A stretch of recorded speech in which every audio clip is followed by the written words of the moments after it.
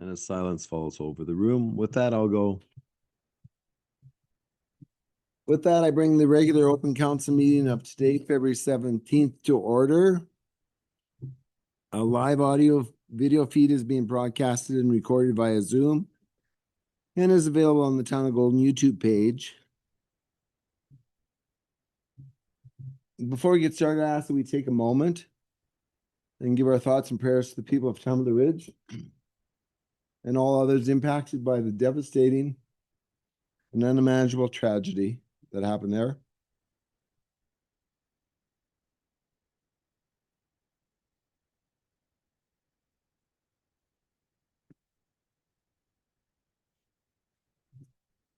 Thank you for that. So note that for thousands of years, the abundance that the earth's lands and waters provide us to live, work, and play is due to the ecological wisdom, stewardship, and reciprocal relationship the world's first people have lived and live today. I'd like to begin by acknowledging that the land that we live, gather, is the shared ancestral territory of the Tenah and Squamish people. Golden is also home to the Métis Nation Columbia River Society and other diverse Indigenous heritage. We're grateful to have the opportunity to live and work in this territory. With that, Ms. Seville, are there any late items? There are no late items today. Thank you. And for those that are attending remotely, I was remiss in not letting you know that we have all of council around the table. We have Councillor Dale and Councillor Hambrook attending remotely. We have senior staff around the table. Mr. Cochran is 2IC, second in charge, and sitting in for Mr. Denegar, who is off to Calgary to rescue somebody, I believe. So with that, we'll go to the item number 3, which is the adoption of the meeting agenda. Looking for a mover. Councillor Manuel, Councillor Routley seconding. All those in favor? Opposed? Carried unanimously. And we have the adoption of the minutes of the regular open council meeting that was held February 3rd. Looking for a mover of those minutes. Councillor Guillo, seconded by Councillor Routley. Council, is there any business arising from those minutes? Or actually, are there any errors or omissions in those minutes? Seeing and hearing none, all those in favor of adoption of the minutes? Opposed? Again, carried unanimously. And now the question of council, is there any business arising from those minutes that we are not dealing with within today's agenda? Seeing none, we'll move on to delegations and presentation. We have a delegation from Calvin. Yeah, help me, Calvin. Pronunciation of your last name? Very simple. Beauchesne? There's lots of alphabet in there.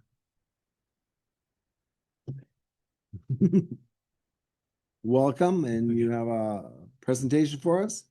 Yes, so yeah, hello everyone, hello council, mayor, and staff. So my name's Calvin, a lot of you know me already, and this is my presentation for the proposal for the town of Golden to join a class action lawsuit by municipalities against fossil fuel companies, asking they pay their fair share of climate costs. And that is the picture of the Dogtooth wildfire in 2024, where I believe 6 homes were tragically lost. And as we all know, wildfires are getting worse and more common because of climate change and a warming planet. So why launch a class action lawsuit against fossil fuel companies asking they pay their fair share of climate costs? Climate change is getting increasingly expensive from increased wildfires, atmospheric rivers, droughts, and heat waves. The Federation of Canadian Municipalities estimates municipalities should be spending $5.3 billion per year to prepare for climate impacts. So trying to recover some of the costs associated with climate damages is, in my view, fiscally responsible, as it could be an alternative to having to raise property taxes or making cuts to other services in the future. This is Jasper in the same year as the Dogtooth wildfire, where 1/3 of the town tragically was burned down. That same year, 2024, was the hottest year on record since records began. 2025 was the third hottest year on record, and 2026 is forecast to be one of the hottest years on record as well. And the Dogtooth wildfire in 2024 reminded us that something like this, sadly, it's not impossible for this to happen to our town. Flooding is also likely becoming more common and more intense because of climate change in British Columbia. We're seeing more intense heat waves in the spring, melting the snowpack faster. Also, atmospheric rivers are becoming more common because warmer air holds more water vapor than colder air. And the town of Golden received $5.8 million for the Kicking Horse Dike Improvement Project from the UBCM Canada Community Building Fund to help protect against flooding events in the future. And this next picture is Abbotsford. So we saw the atmospheric rivers in 2021 and again in 2025. And there was actually a class action lawsuit by citizens in the area, alleging that the 2021 floods were made worse due to a city pump station that was not working properly. And that class action lawsuit has now been certified by the BC Supreme Court. And so this just goes to show that if municipalities are not prepared to deal with climate impacts, then they could be on the hook financially. Abbotsford has also tried to get more funding from the federal government for its flood mitigation plan, but has been repeatedly turned down. And the mayor of Abbotsford is currently lobbying Ottawa to get more funding for that. Ice jams likely will become more common as well because of climate change due to warm spells in the spring and the winter. The town of Golden received $425,000 from the province for the Kicking Horse Ice Monitoring Program. So why should municipalities lead the class action lawsuit? So despite getting some help from the provinces and other funding sources, communities could still face a large sum of costs for climate damages in the future. According to the Federation of Canadian Municipalities, 60% of public infrastructure is owned locally by municipalities, and they have a legal and moral obligation to maintain this infrastructure for their residents. So provincial and federal grants, like I said, which should also be noted is we're also paying for as taxpayers, may not be fully sufficient to protect our local infrastructure and the town against climate change for the foreseeable future. Also, the town may be turned down for funding requests in the future as well. Case in point being Abbotsford. And provinces, while they could technically be a plaintiff in this class action lawsuit, they are unlikely to because of their economic ties with the fossil fuel industry. So if we want to recover some of the costs associated with climate change, then that means municipalities need to take the lead. So why a class action lawsuit? Class action lawsuits are advantageous because they can be handled by multiple plaintiffs who were harmed in a similar way, as opposed to multiple similar lawsuits. And they're beneficial because local governments can pool together their resources and help reduce costs. So can a class action lawsuit against fossil fuel companies be successful? There have been similar class action lawsuits against the tobacco, asbestos, and the opioid industries that have been successful because of the damage that their products cause to the public and their efforts to undermine the harm that their products were causing as well. And there are a lot of parallels between these cases and the fossil fuel industry, such as one that's outlined in the report by the Center for International Environmental Law. The class action lawsuit is also supported by legal experts. So there was an open letter signed by 28 law professors in Canada arguing there is a strong legal case for communities suing fossil fuel companies for climate damages. And they said, quote, in our view, existing legal principles could form a solid basis for a lawsuit filed by a local government against fossil fuel companies for local climate costs. As well, the lawyers at West Coast Environmental Law also assert that the class action lawsuit has a strong legal case. So how much will the class action lawsuit cost? West Coast Environmental Law is proposing municipalities commit to $1 per resident to help cover the cost of the lawsuit. However, the funding would not be needed right away, only when the case moves forward to the certification process by the BC Supreme Court, which is a necessary step to any class action lawsuit in BC. And before that happens, there needs to be a lead plaintiff, which there currently is not one yet. The goal is to get communities representing 10% of the province, or roughly 500,000 people, to pass motions in support of the class action lawsuit. $500,000 should be sufficient to get through the certification process. If the case then does move forward, this puts local governments in a solid position to secure more funds through crowdfunding and donations from environmental and philanthropy groups. And the goal is to use a wide range of sources to keep costs to plaintiffs and local governments manageable. So does a class action lawsuit against fossil fuel companies have support in British Columbia? There was one survey conducted by Stratcom in 2022 of 807 random adults in BC that found 69% either strongly support or somewhat support a class action lawsuit by local governments against fossil fuel companies. Of course, this is just one survey and it would likely vary region to region, but it is one indication at least of the support for the lawsuit in the province. So why target fossil fuel companies? The fossil fuel industry is responsible for the majority of the world's greenhouse gas emissions. There was one report that showed just 57 fossil fuel and cement companies were linked to 80% of CO2 emissions since 2016. The fossil fuel industry has also been instrumental in blocking clean energy procurement and promoting climate denialism and disinformation.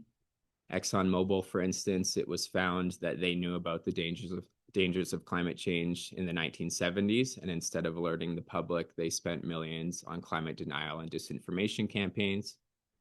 Similarly, Shell downplayed the climate risk to the public for decades, despite knowing of its dangers.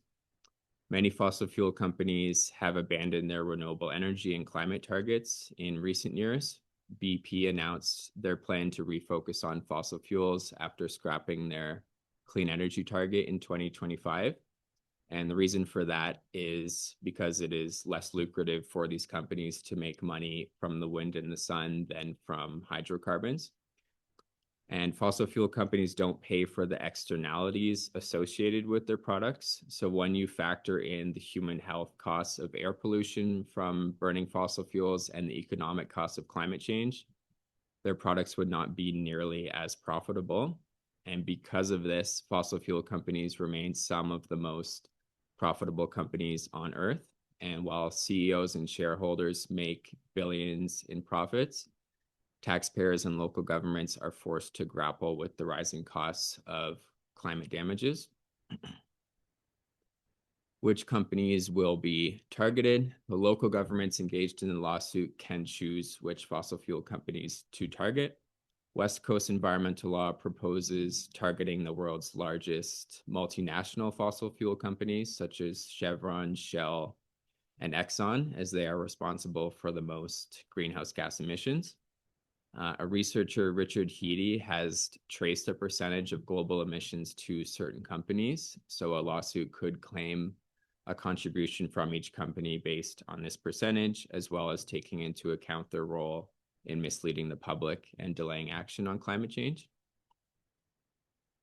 So which communities in BC have passed motions to support a class action lawsuit against fossil fuel companies? So far, 11 communities have passed motions to do so.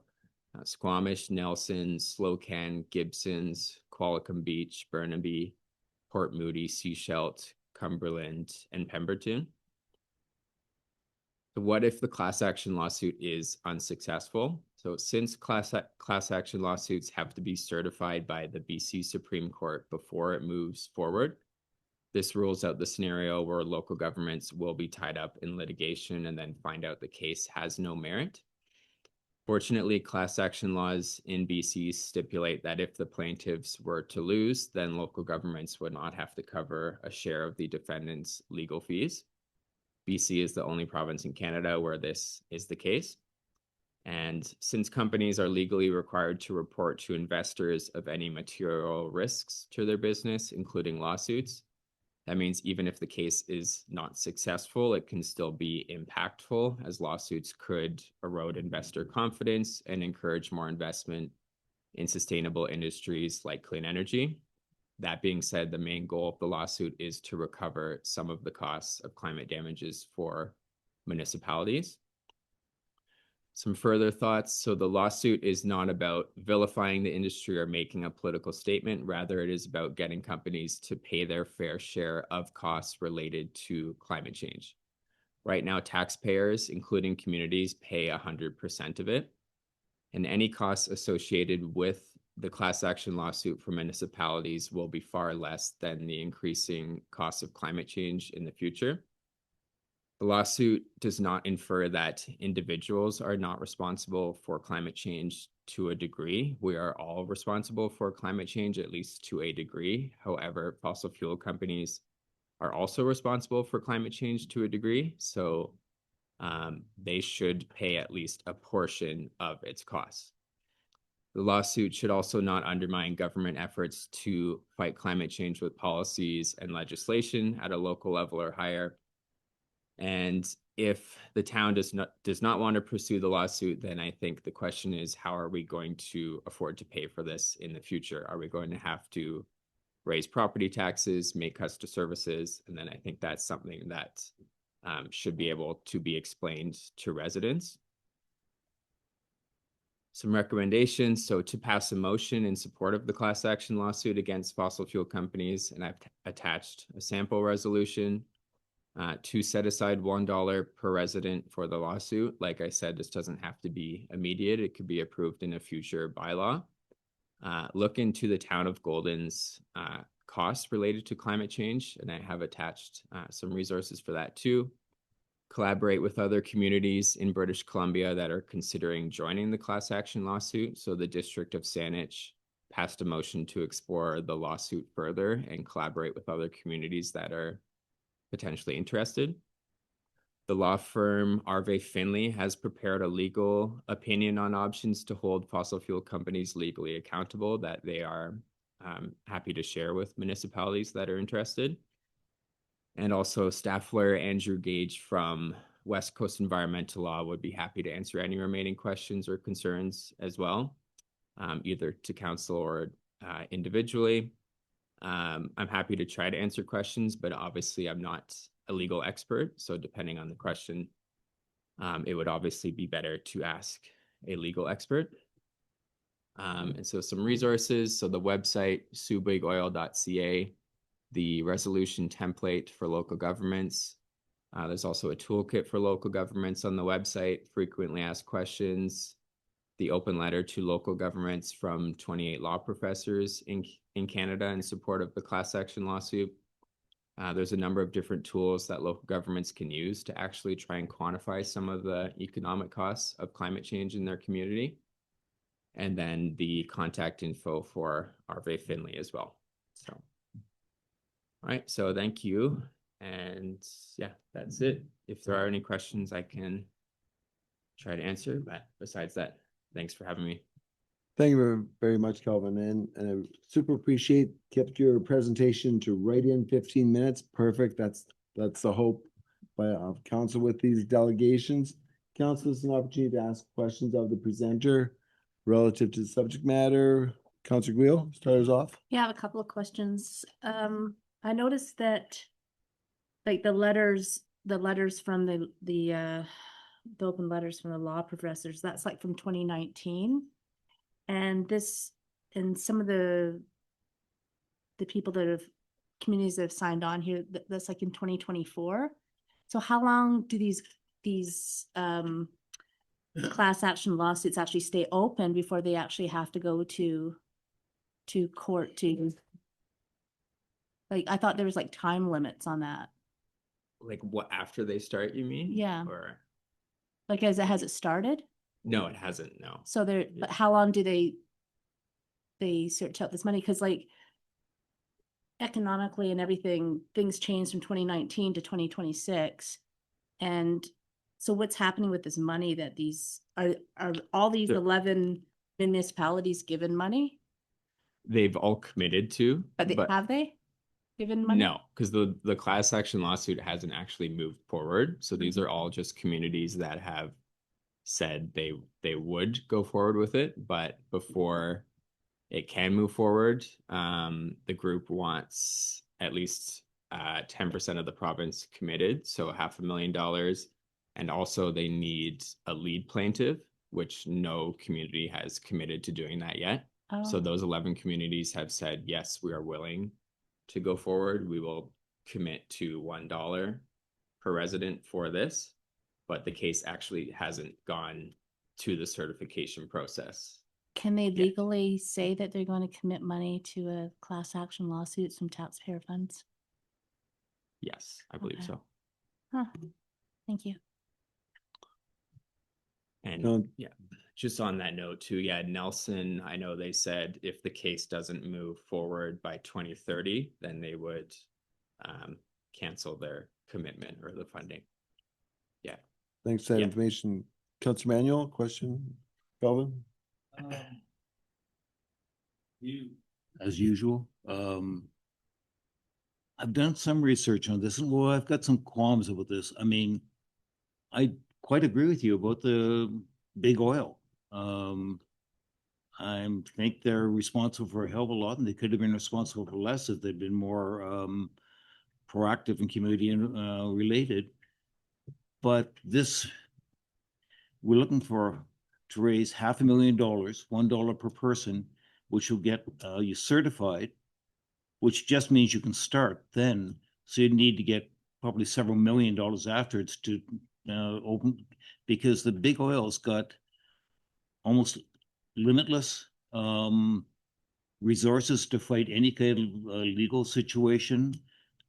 So, and we've seen, and I did some homework. I not a hell of a lot, but I Googled, I mean, who sued big oil? And several countries have this kind of thing. And there are not groups of smaller communities, but the one I could find that had won was the Netherlands against Dutch Shell, and they won, but then they got turned over on appeal, and that was in 2021. And what did happen is the Dutch Shell moved over to Britain, and I couldn't find anything after they lost the appeal. So I'd feel more comfortable if there was some example that yes, this can be done and it works, and we have some precedent. So yeah, I have. So the question is, has this been done? Do you know of any examples that it has been done? Yeah, so not so far. Like you said, that one in the Netherlands Yeah. with Shell. So originally it was successful, and then it was overturned by the appeal court. It did set a precedent though, because the court did say that Shell does have a duty to reduce its emissions, and climate change is a human rights issue, but it said that the court itself cannot actually set that target. And currently there's about 40 cases in the US where this is ongoing. So this whole thing is still in like the preliminary stage. And if you look back to like the class action lawsuits against the tobacco industry, for example, there were lots of lawsuits. There were lots that were unsuccessful, and there were some that were successful. So the funding, and then like I said, if we get to 500,000, hopefully more communities can commit after that. But the idea is, if the case actually goes through the certification process, if it is successful in that first stage, then there will likely be more donations from other sources coming in to help. So all the West Coast Environmental Law is asking for is $1 per resident to try this lawsuit. And like I said, it could still be impactful even if the case isn't successful. But the fact that there are legal experts, lawyers saying, even though no case so far has been successful, there are lawyers saying this case has legal merit, then there is reason to believe that it could be successful. Okay. Thank you for that. Councilor Cooper? Thank you for your presentation. My question was about what you just said. There's been class action lawsuits for tobacco, asbestos, opiate. Were those from municipalities or when they're class action, has a municipalities ever come together in a class action lawsuit against anyone? Or those ones that you're mentioning were private citizens or industries? Yeah, so most of the ones from tobacco were provinces. I know there were a couple municipalities that did launch class action lawsuits against the opioid industries. I don't know what they are off the top of my head. I'd have to double check. But there have been a couple, but most of them in the past from the tobacco industry and so forth were led by provinces. By provinces. Okay. Follow up, Nick? No, I'm just, my concern is like down the road, what it actually would cost to a municipality of our size.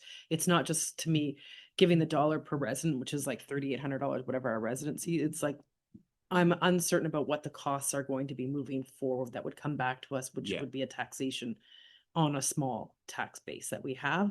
That's my biggest concern.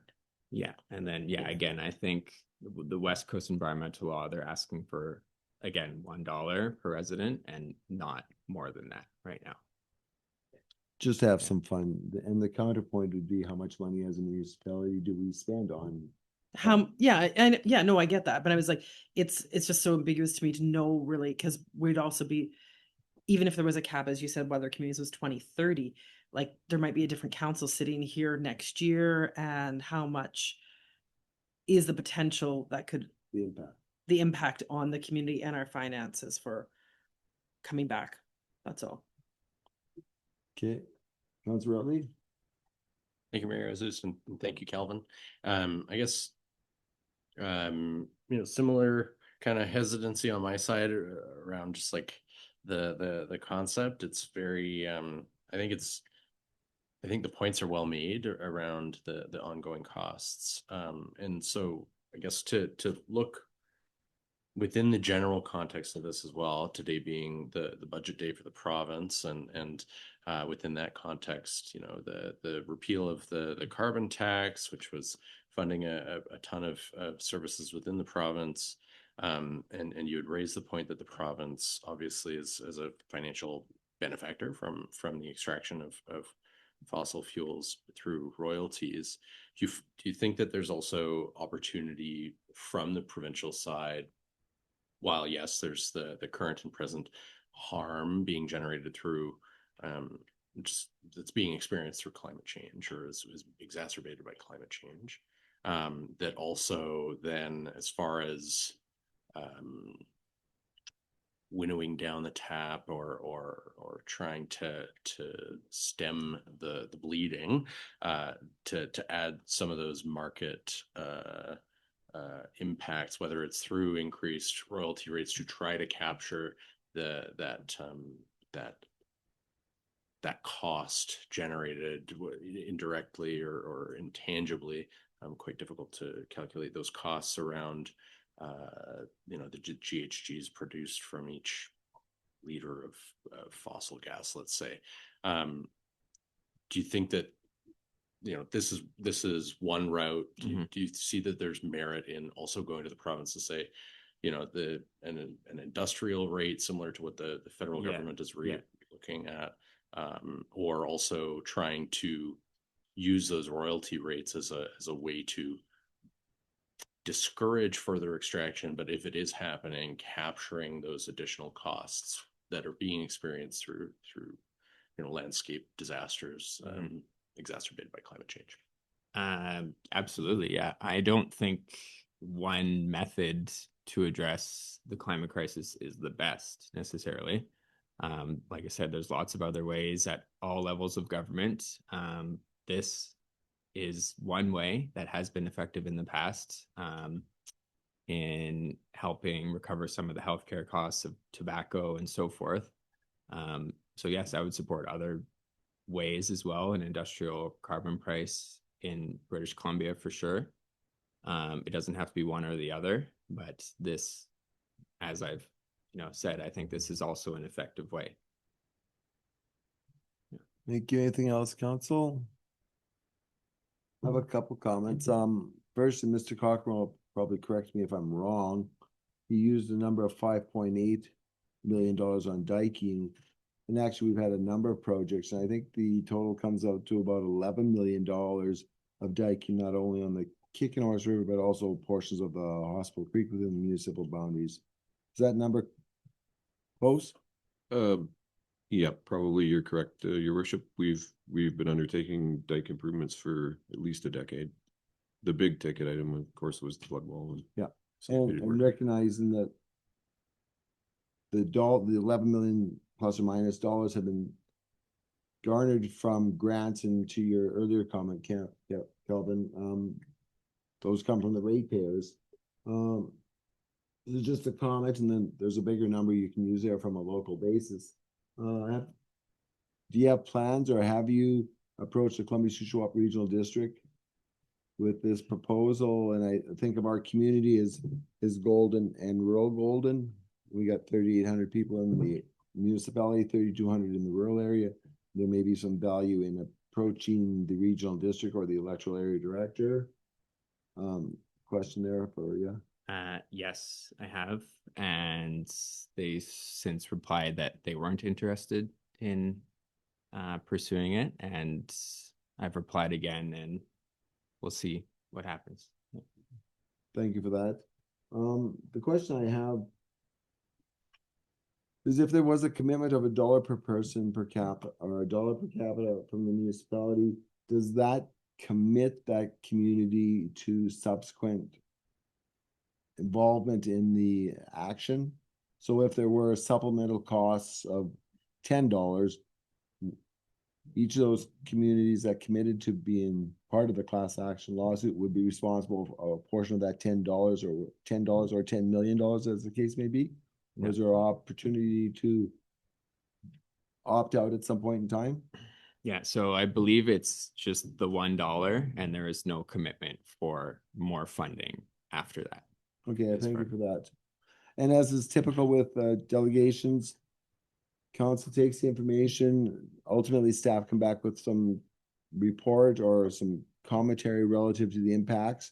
We're at our budgeting stage process right now, and so it's timing's good.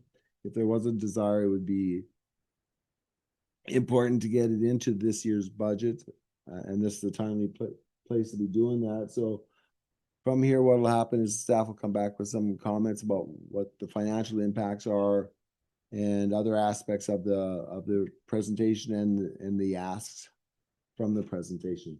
So I thank you very much for your presentation. And thank you for being here. Thanks again. Thank you.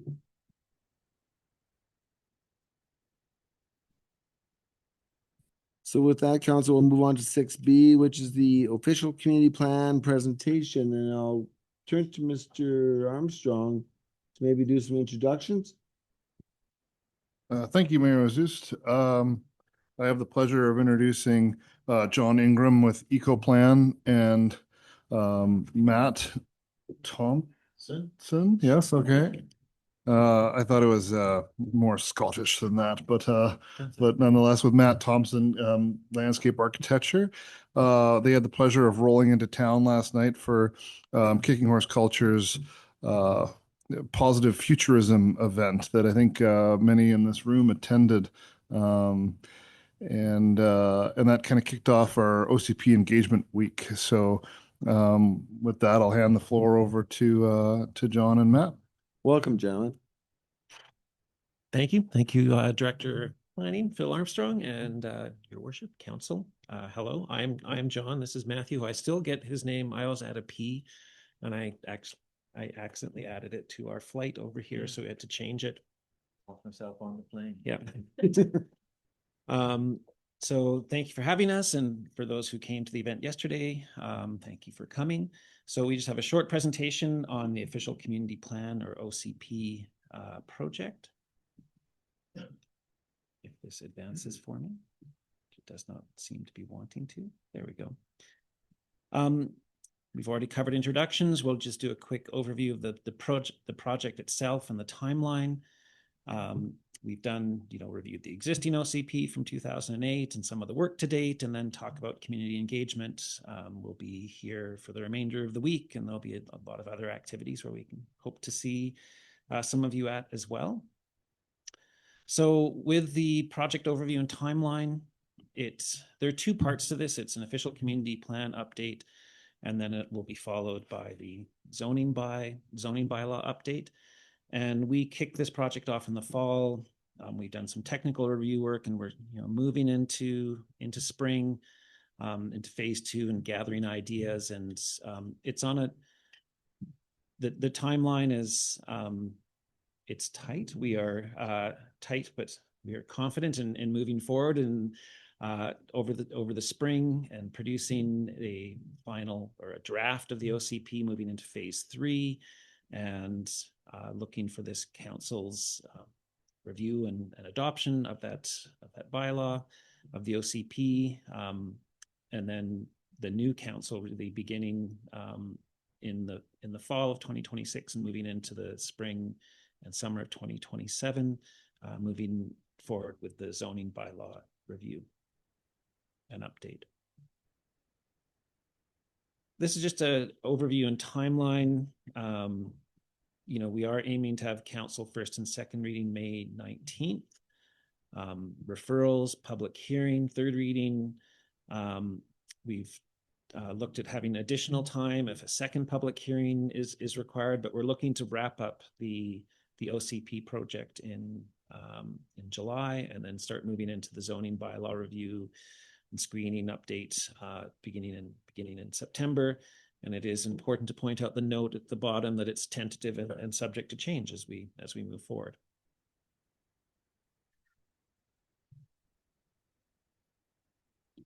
So we started this, we've had a series of meetings with Phil and others, his team, some of the review meetings, putting together an engagement plan.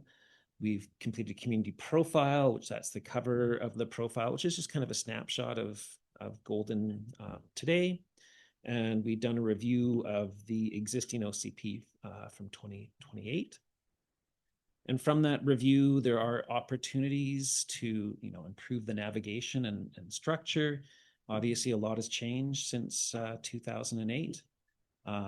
So updating and aligning it with new provincial guidelines, so for example, around housing, and there's been some fundamental changes around OCP updates and with housing needs reports, and looking, to conduct reviews more frequently over 5 years, to simplify some of the designations, simplify and illustrating some of the development permit areas, which is also going to be something that Matthew is going to be supporting on, with some simple design guidelines and illustrations, moving those into it. Fittingly, from the last presentation, there is a new development permit area to be developed, which is the wildfire interface area, which is certainly something that many municipalities have been doing. And we've even worked on projects on the west coast of Vancouver Island, which traditionally have not been the place where you think about wildfire danger. And here we are in places like Ucluelet and Tofino thinking about things like that. In terms of community engagement, hopefully you all received a project postcard. That's what's illustrated there on the side that went out with Alicia's help. And I'm using the Royal we, really, Alicia updated the website with an OCP update page and links to take us to something called Idea Share, which is a tool that we developed, which is we'll get to a little bit more. There's an email blast to community groups who are going to be meeting with some of them while we're here, and then a newsletter or project update went out with the regular Golden newsletter. This is already, out of date from when we, produce these slides. So we're at about 100 users and a little over, around 100 ideas, where we have broken the 1,000, not so much rankings, but ratings. So Idea Share is just a way of kind of taking a, little, pulse of the community, asking a simple, question, what's one thing that people would like to see addressed in the updated OCP? And then people can look at what other people have provided and just kind of rate some of those ideas. And from that, this is just a little list of some of the stuff that is starting to float to the top. But it's interesting because a lot of these things we heard about at the event that we did yesterday as part of Emberfest. So, downtown revitalization, beautification, housing and affordability, recreation facilities. I mean, obviously a pool is mentioned, but also there's a lot of interconnection between these areas because talking about trails and active transportation connections, which gets into this transportation, lots of people talking about safety, trails, public transit, and interest in that. And then as I, made the lame planner joke yesterday, it's not an official community plan update until you hear things about parking. It's an issue no matter where you are. And hearing the great laughter from around the room, I proven that is a lame planner joke.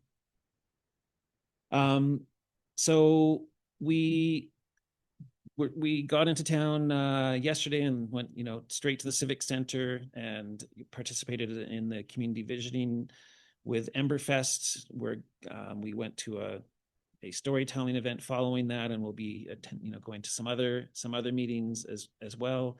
There's about 50 people that came out yesterday. It was really great to be a part of that and to meet some of the people here and others, and the community organization reps who are all kind of facilitating different tables.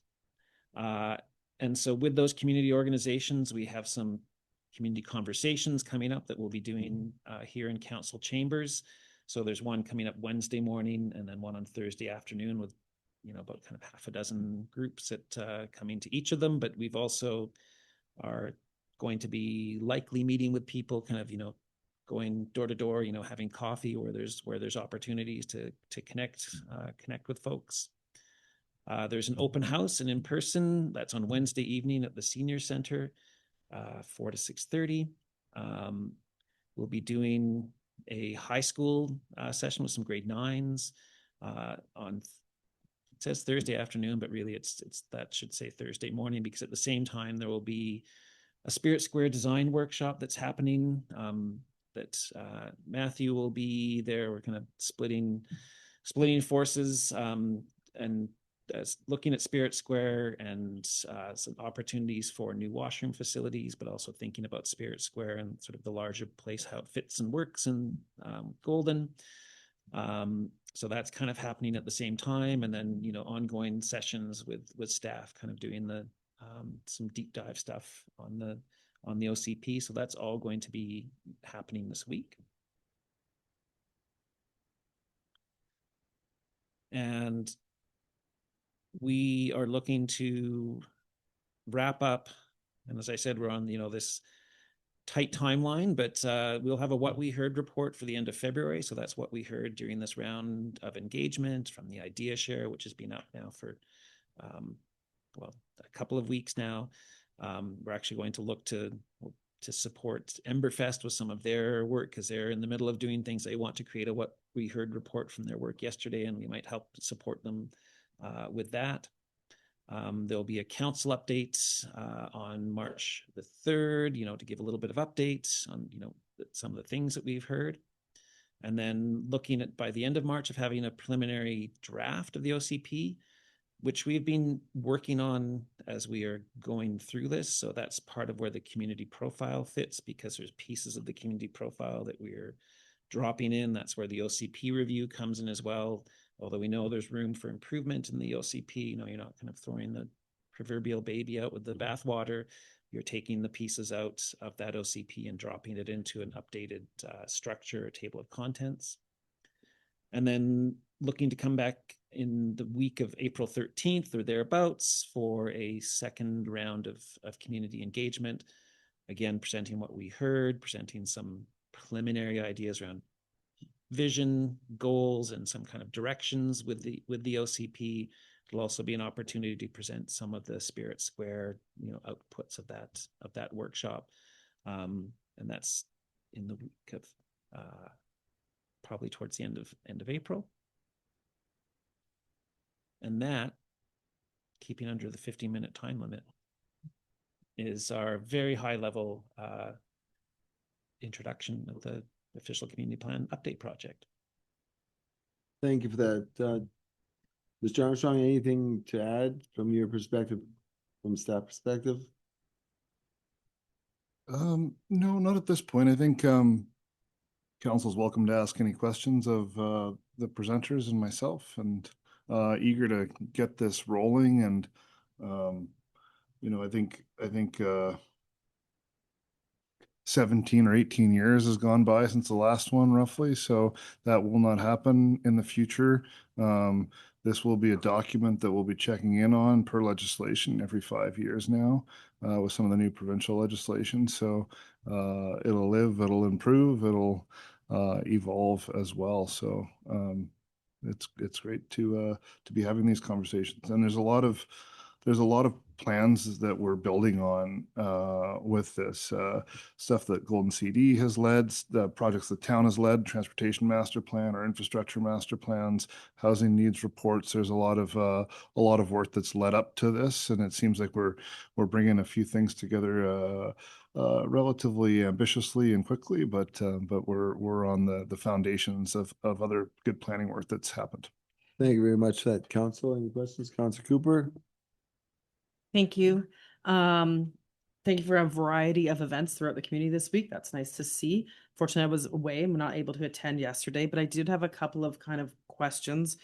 One actually is for Ms. Seville about if community groups such as the schools were invited to send to parents to find out, because community groups such as families are not necessarily part of any one group.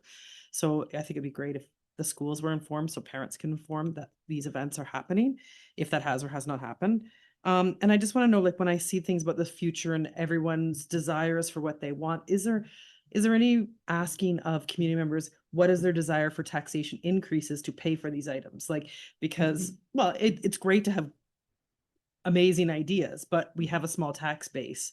So what is the realities, what we can afford in the future? And because we are using this as a guiding document, I'd like to know how the community feels about raising taxes to pay for these things. Is that a question that goes out throughout these events? What is the appetite for that? Gentlemen? Thank you for the question.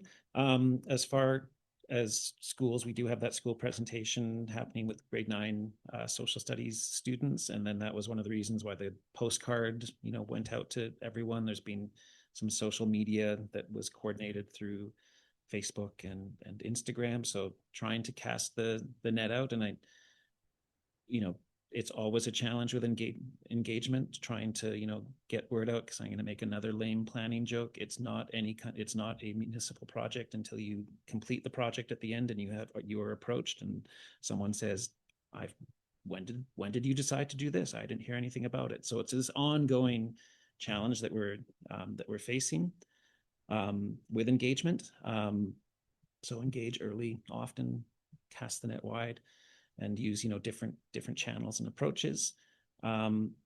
We've not specifically asked about questions, but I think with around property taxes and increases, because an OCP has kind of 3 parts to it, where there is a aspirational kind of vision component. There's a vision in the existing OCP, but it doesn't outline specific projects.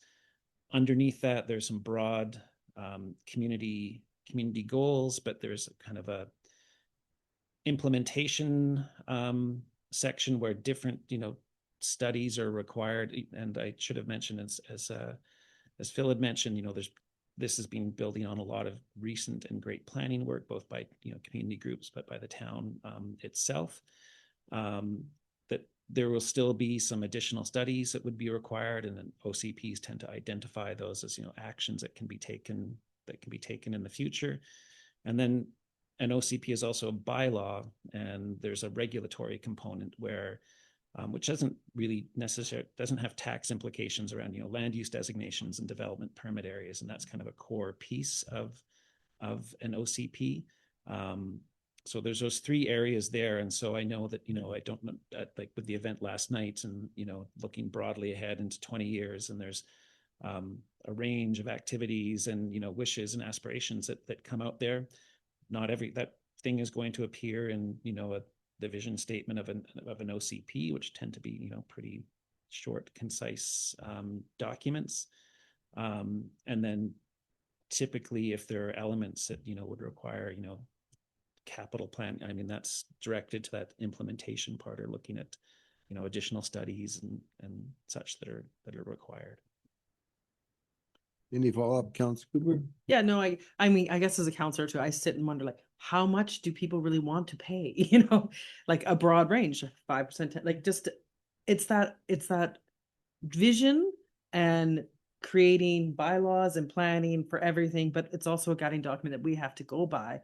So at the same time, it needs to be like, I want to know that, like, how much do people really want to increase their taxation to create these things? Because if we want to just everyone pay double, great, we can do everything kind of thing. But I get it, the fact that that's not really part of it, but that is a concern throughout, always in my mind. But no, I appreciate it, and we'll be seeing you at other events this week. Thank you, Mr. Armstrong. I think the session yesterday was really neat. The executive director of Kicking Horse Culture got into her time traveler suit, and although sort of her time travel ended at the 20-year horizon, it felt like we were 7 generations ahead and really imagining big. So maybe that's some of the feedback you heard, but I think it's great to have that event that was community led and really visioning, and that'll get narrowed down through the process. But yeah, I think that maybe that's partly where the question came from. Thank you, Councilor Manuel. Good job. Thinking that we're working on an OCP for the town of Golden. The town of Golden, we're surrounded in a very large area by an equal number of people in the area A of the regional district. They've never chosen to have an OCP. But I'm wondering, but of course we don't, you don't care, have a tag on you, town or rural. So how do you deal with it when you're getting input from various people, and it may be people who have no particular tax interest or otherwise or responsibility in the town, but they'd like to see us do this? Is that ever an issue? I don't know if you've encountered this kind of thing before.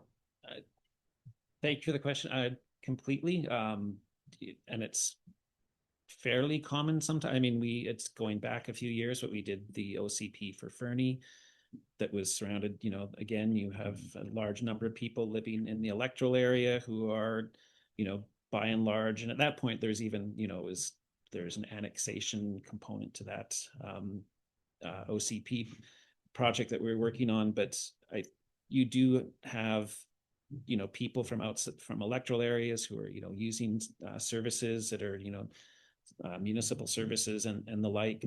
What we'll try and do with engagement work, with idea share to start out with, and there'll be a survey coming out, is asking people where they're from as well, to see, are you from area A, or are you a resident of Golden, or even somewhere else? So trying to get that kind of information. And I do just want to hop back to the event yesterday and about getting word out. We are kind of intentionally chose, and there's a bit of, they also through the director of planning and development, Emberfest reached out to the city. They're doing this activity, the focus on visioning in the future.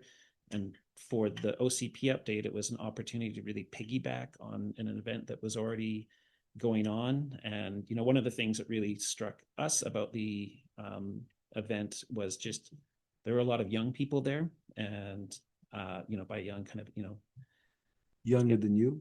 That's not saying much, but yes to that.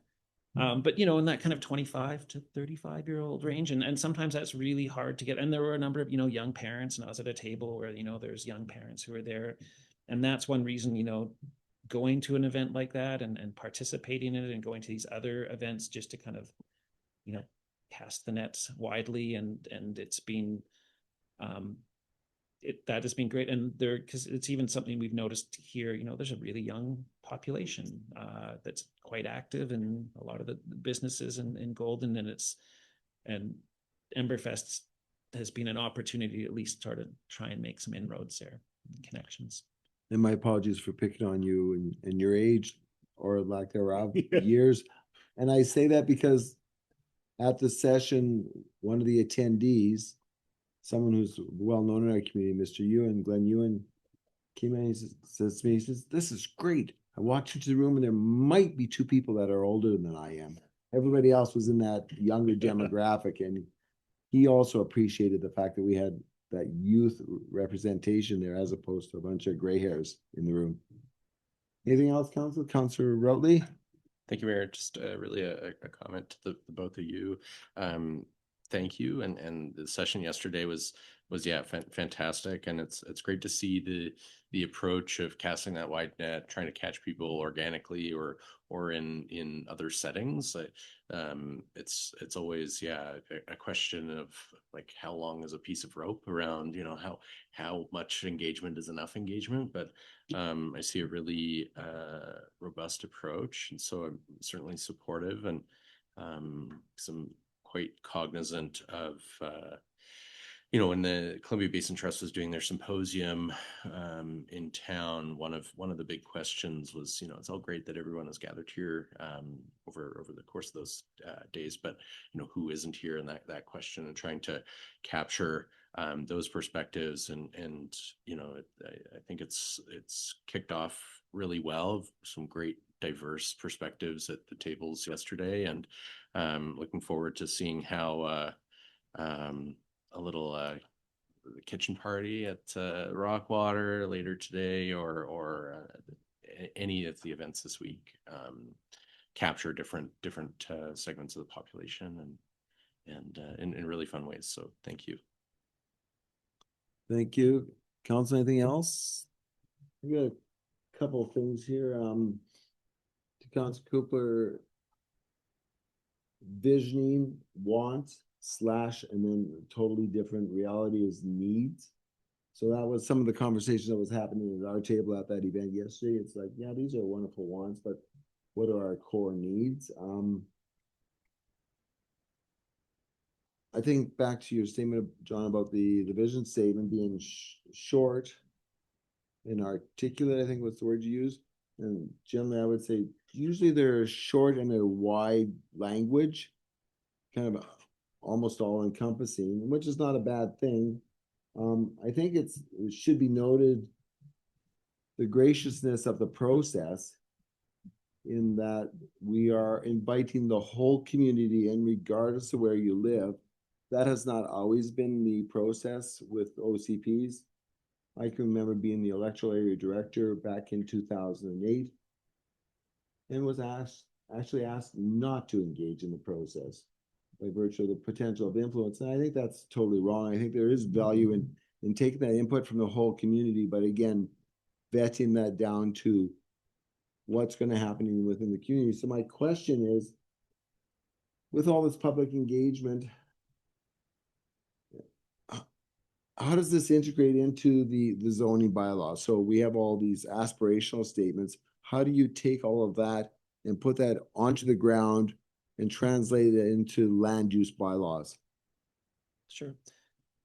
I think it works at different levels. So, I mean, the first piece is the OCP, which is working at a designation level before we get into, you know, the zoning and the nitty gritty. But, you know, an example would be, from what we heard from, well, certainly in my table, and it came out in a couple of other presentations, is the idea of, you know, downtown revitalization, beautification. Certainly heard things, as I'm sure council has heard of, you know, certain with derelict properties or other items there. And there might be things at a designation level, and then again at getting down into the zoning level, to support some of the different activities and uses that were imagined. You know, something as simple as, you know, allowing you know, over top of existing commercial, you know, office and, you know, residential uses on top, pulling into, you know, moving you know, in new developments, you know, closer to the street edge, to kind of create, you know, that sense of place that people that we and I'm going, you know, largely the table that I was sitting at, you know, what makes Golden, you know, special and unique, and like maybe, you know, moving parking in behind or having tuck under parking. Those things are going to come out. Those really won't be in the existing at the designation or OCP level. But there's also going to be things, and this is thinking about, facilities, and then certainly we've seen it in the idea share, heard about it around the table, and, children and youth and spaces for people to go and play, and having like access to to the river, potentially, an indoor pool. And those are things that like the OCP won't provide, here are the steps and what you're going to do those things, but might identify them as potential projects, not at the designation level, but as opportunities to explore further. I thank you for that. And when I think of it in that context, I think of the work that has been done by the Planning Development Services Department with regards to concept of residential over commercial. I mean, I can remember the conversation around the table probably 10, 12, maybe even 15 years ago before I was on council about that was a bit of a foreign concept, and it's now become a bit of a norm. The conversations in our community about detached secondary residential dwellings, carriage houses, cottage houses, that concept was introduced probably 10 plus years ago, Mr. Armstrong. And this stuff all takes time to get feet under it and get going forward. So it's great to know from some of the stuff that you're talking about that our community has been moving forward with a view to the future and taking advantage of some of the tools that are available. But it's like you don't know what you don't know until you have those conversations. So I'm looking forward to being involved in many more of those and hearing from the community at many more of these events. So if there's nothing, Councilor Manuel, other question? No, just one brief comment. I was also involved in that last OCP, and I think some of the things we did, it was not specific. We're going to do this, but more generalized, and it was, we're going to live within our envelope as opposed to sprawl, because that was at that time it was very obvious that that was not the way we wanted to go. But we will a variety of housing. So we're looking at generalized things to make the town more livable in the future, as opposed to more specific. Like we're going to have an indoor pool before. It'd be nice. But we do certainly value recreation of all types, active and active transportation. Generalized things that provide us in good directions, but don't put us down to one thing or what. Anyway, I thought it worked out pretty well for an old OCD, that was. Anything else, Council, with regards to presentation? Anything else? Closing comments, Mr. Armstrong or gentlemen? With that, I thank you very much. Appreciate you being here and looking forward to seeing you around town a bunch. Okay, thank you. Thank you.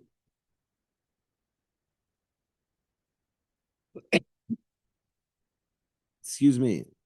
So council, we're now going to move on to item 7, which is correspondence. I'm looking for a motion that the items of external correspondence be received. Also move. We'll go with Councillor Routley, Councillor Dale seconding the motion. All those in favor? Opposed? Carried unanimously. And we have, under the correspondence, we have some items that are action items. And the first one is a letter from Ms. Canova with regards to with regards to concerns regarding the proposed plan to remove the current tennis courts and asking whether it would be possible to keep at least one or two of the existing courts. The next item is communication from City Council, City of Kamloops, with regards to a resolution from the City of Kamloops that's going to Silga. And provides the information there. What's the third one is an email drawing council's attention to potential considering a potential policing transitional reserve fund and provide some background information there.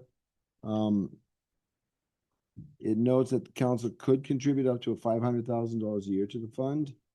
and cites an example of a community, and we'll all identify the community, Oliver, in that, I guess, as I understand, they did not have this transitional reserve fund, and there was sudden tax increases with the implementation of the 5,000 population and 70%, and the introduction of 70% police costing being paid by the municipality.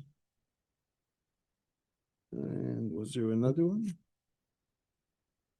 I think that was it for action items. Council, any desire to take any actions on any of these items? Councilor Cooper? I would just like to comment. So in reading the policing transition reserve letter, made me think of a few things because we have talked about this in multiple latitudes, what it would look like for our town. I looked at BC stats and the estimate population growth in Golden specifically. And according to that document, we're not reaching the 5,000 mark until 2043, according to the BC stats. And that made me think, where is our number of 5,000 coming from? Is it because we're in the middle, it's going to be census time. Do they draw that number from census, the federal census? Do they draw that number from this is a BC stats on the province? Where it's hard for us to engage and know when we're supposed to be, when we are going to enact something like this, when we don't know where the stats are coming from when we're reaching that 5,000. Do we have it? I think that's a fair comment, and I can recall one document, and I can't remember, that we received as council that actually identified 2028 as the year we reached 5,000. Everybody around the table. But went, where was that coming from? Like, I guess that's the question. Like, what is the official number? Where do we get that from? Census? Then census is saying it's a lot later. 2043. Yeah. Is what census is saying. Yeah. Projections. Okay. Fair question. I appreciate it. I guess that's it. I would like more information before enacting something like this. Yeah. As to, so a staff report about something. Thank you, Councilor Routley. Thank you, Mayor. It's just recognizing that we had a SCOF meeting earlier today, and we have two kind of big operating portions remaining, one of which being the reserves. And then also recognizing that this council is established as a municipal objective, the consideration of establishment of such a policing reserve as part of this financial plan. I think that, you know, I would look to staff to confirm my suspicions that such a discussion is teed up for that reserve, the taxation and reserves sort of operating budget considerations there. Ms. Brown? Thank you for the question. We certainly will be considering a policing reserve and making a proposal as part of the budget package that will be coming to you at the next SCOF meeting. Okay, so specific to that one, it's kind of in the works, the discussion's in the works, and there's no need at this point in time, by virtue of these discussions happening pretty short order, to be able to initiate an action at this point in time, or respond to the letter as such. Or maybe I would take support from council to respond, informing the writer of the letter of the upcoming process that we're going through. If that, I'm looking around the room and I see nods of the head, so I'll look to staff to support me in sending that letter to the writer of the letter. Okay, is there anything else the council wants to bring forward from the action items? If not, we'll move on to, there were no informational items. Ms. Seville? You didn't, do you have a seconder on the motion to provide a letter of response? Did that one go to a vote? Technical details. Who moved it? Okay. Seconded it was one of you two. Arm wrestle, please. Councilor Cooper seconded it. Friendly competition.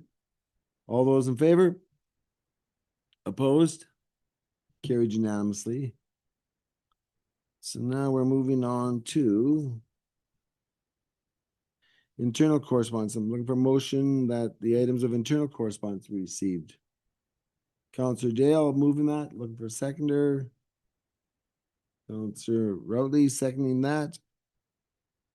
All those in favor? Opposed? Carried unanimously. And the first item is a memorandum from Ms. Seville with regards to resolution tracking. Ms. Seville? Thank you, Mayor Osis. This is just your monthly update on the resolution tracking since the meeting in January. Thank you for that, council. Any comments, questions, queries? Council Routley? Thank you, Mayor. On at the round tabling yesterday at the end, we had some follow-ups from some concerned citizens that had actually initially brought forward this topic to a previous term of council. And so resolution 22-105 on the 15th page there, the second from the bottom, recognizing that it's not necessarily captured within the strat plan currently, but recognizing nonetheless that it's sitting kind of within this queue, as well as who is kind of being it's assigned to in the very busy docket that Planning and Development Services has currently. Just hoping to I guess get any sense of update on such a report regarding solid fuel burning appliances within the town. With Mr. Armstrong being identified in that, are you able to speak to this at this point in time? Mr. Armstrong? Yeah, I will say that this wasn't originally in our docket. It was sort of floating somewhere, but that's been narrowed down into the planning and development department. And I don't think we'll be picking this up too quickly until we've recruited a building official to dig into some of this.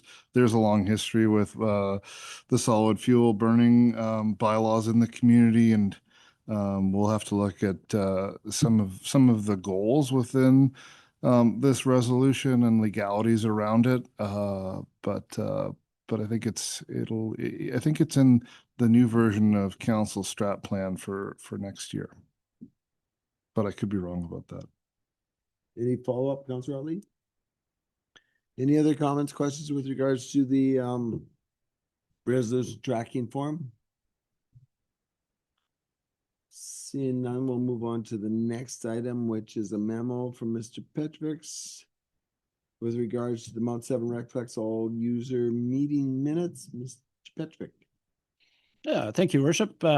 Busy week last week for the Recreation Department, of course, hosting the Recplex All Users Meeting and your Arena All Users Meeting.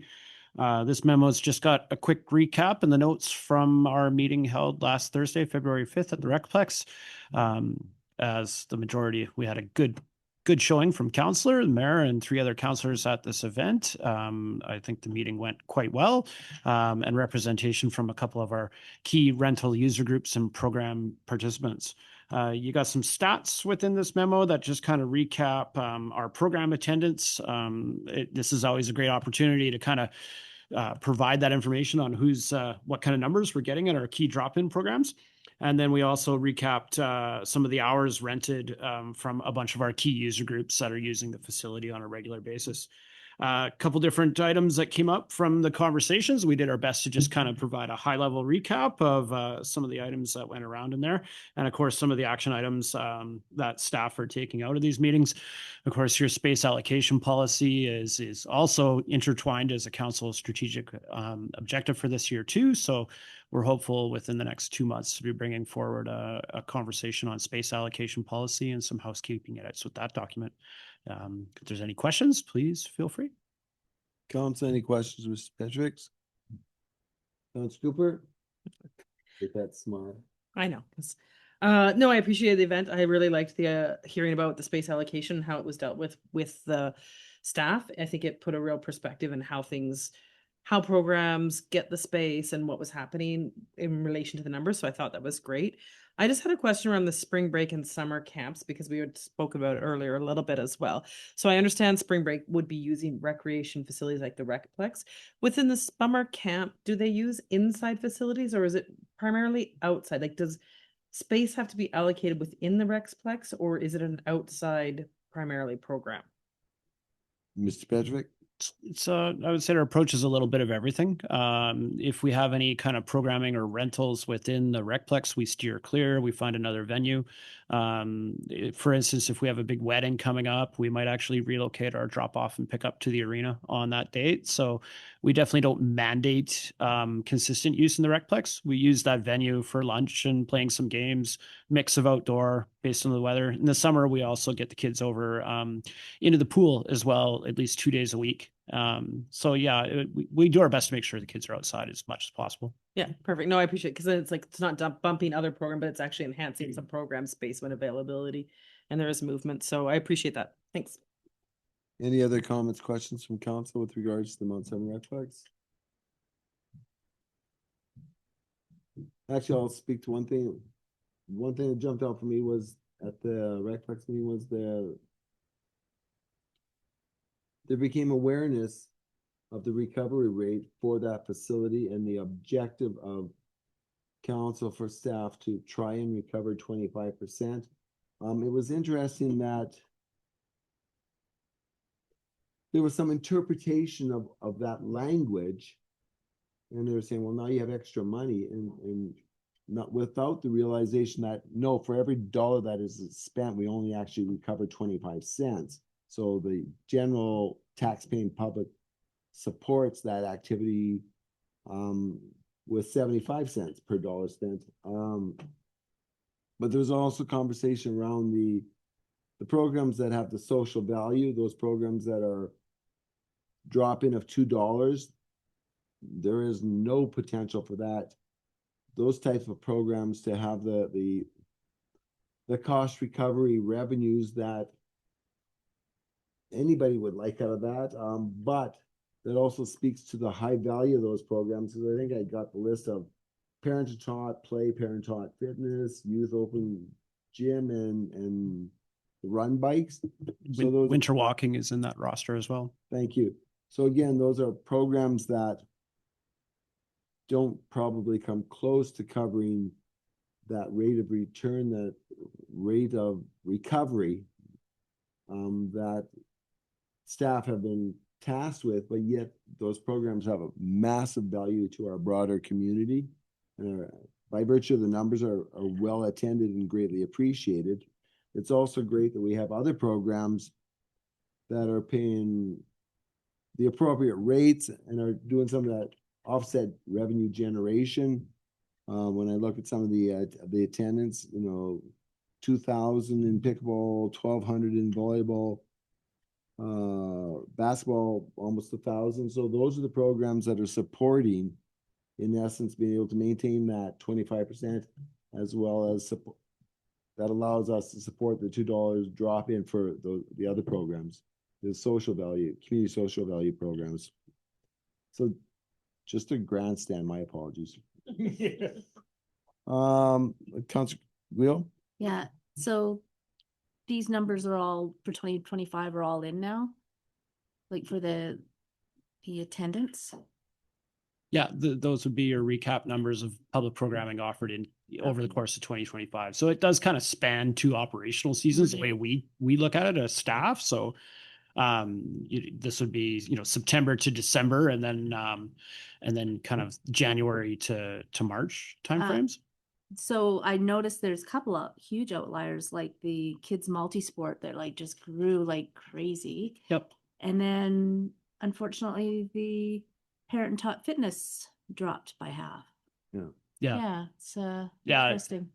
It's this is where I joke about how we get into the black magic of recreation programming. Like it's just so difficult to predict some of the trends and some of the ups and downs, because ironically, since January, our parent taught fitness program has bounced back to the point of us having 25, 30 adults showing up on a regular basis to the program now. So there's different trends. The younger age programming is always interesting based on the other offerings in the community.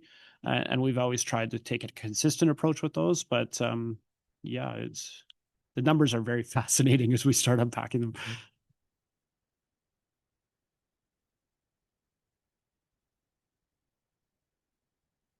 I had another note for myself with regards to the other bookings at 118.75 hours, I think it is. Do you have any data on the makeup of those private bookings? In terms of like numbers of participants, or who are the users? Is it birthday parties? Is it No, so in that second chart there, we do have details on the groups, and I think the names are pretty kind of showcasing. The other private bookings, a lot of those would be weddings, birthday parties is a big rental for us, like just people that just book the Recplex for a birthday party. I'd say that'd probably make up a good 60, 70 hours of that time. And then weddings and such would be the other ones. Also in there. And then the large events are things like Christmas craft fair, ski swap. Those happy to unpack some more details on that in a follow-up email to council. That'd be great. Yeah, I wonder about about the recreational users, if in fact they're taking advantage of some of the free times and going beyond the programs that we've set up and are utilizing the facility that way. Great, thank you. Appreciate that supplemental email. Just check my notes. I think that's it. Anything else on this one, council? If not, we'll move on to a memorandum from Mr. Petrovic with regards to the Golden District Recreation Complex. Yeah, we ordered this up a little backwards, but of course on Wednesday, February 4th, we hosted our annual all users meeting. The work done on this meeting actually kind of laid the same framework for what we do over at the Recplex. The meeting at the arena is always a little bit different than the Recplex in that the bulk of our users are more associated with individual user groups and clubs. So a lot more motivation sitting around the table in terms of advocating for their desires and needs. I would say we had our regular suspects out for this meeting and some good conversation around the facility use. Similar kind of format with this, where we've recapped some of the items that have come up, the action items that staff have taken here. A couple of these have already been addressed, the more operational natured items. And again, that space allocation policy came out kind of loud and clear in the notes that some forthcoming work needs to be done on that document, and kind of sticking to our guns in terms of what we say with the specific timelines in the space allocation policy will keep us out of some of the tensions that were caused this season. Thank you for that. Council, any questions, queries, and Mr. Petrovic, comments? Council Cooper? I'll go for a comment because that's what I do. It was a good meeting. I really liked seen a lot of the user groups that were there really invested in the arena. And again, I do think it was very important coming through when we were speaking at the fact that it was 25, or even if it was up to 30% recovery, it was still tax dollars.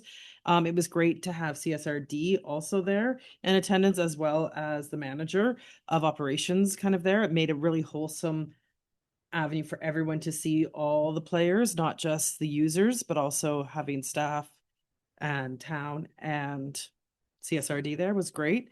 The space allocation, I thought it was really interesting when we were actually looking at the numbers that the town of Golden's programs were so highly attended. They were also almost higher than some of the user groups there. So I thought that was really great.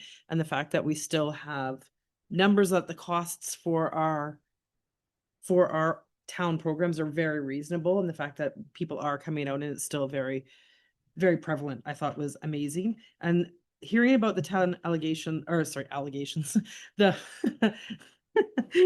the plans and how it's happened and how it's going through it, I think that it was very well explained, and I think that all the user groups really actually appreciated hearing how it was set out. So I think it was a great job. So Thank you. Council Wheel? Yeah, I just wanted to mention too, there was a lot of accolades to your employee, Megan. In both, areas, they're getting a lot of good feedback from the users, which is great to see.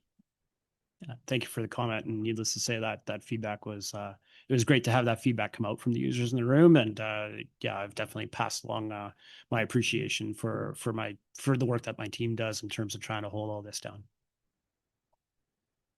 And I'll have a little bit of fun. You use language.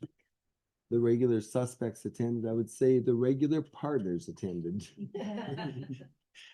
So maybe I use the term suspect in terms of what happens when I'm in the grocery store, but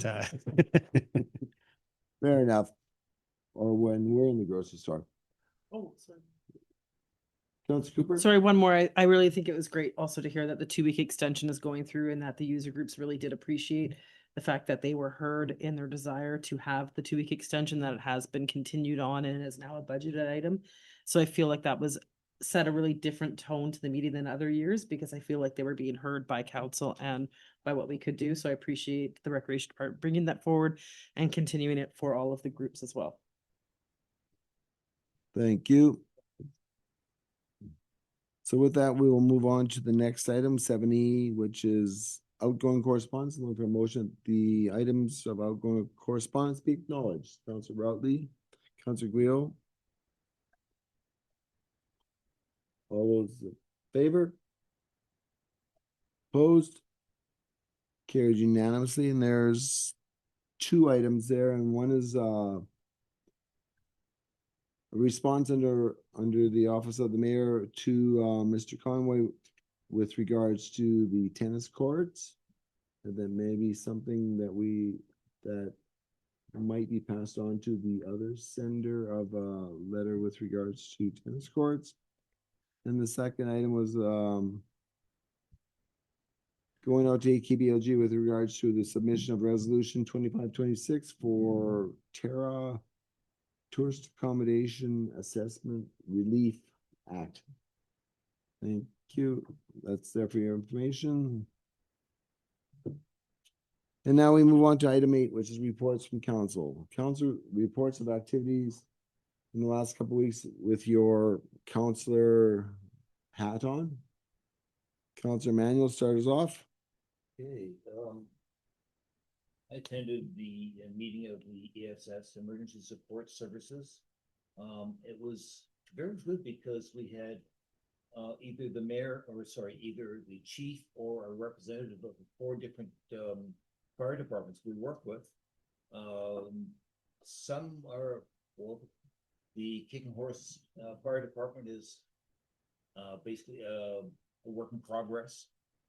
And one of the things they were looking at was the chief was looking around. He thought there was a second road out of the Kicking Horse Resort, because if they have to flee, driving everyone down one road which is surrounded by forests on either side may not be the best option.